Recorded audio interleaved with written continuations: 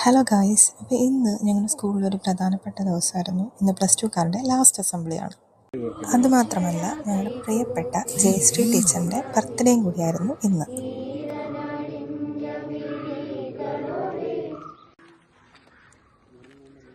First day of school, how am I going to meet new friends?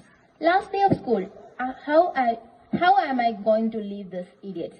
At last the day came, the last day to leave dice. After our examination. A very warm good morning to our respected principal, vice principal, dedicated teachers, non-teaching staff, and my dear friends. Today, we +2 students are going to conduct today's assembly. For the first, I would like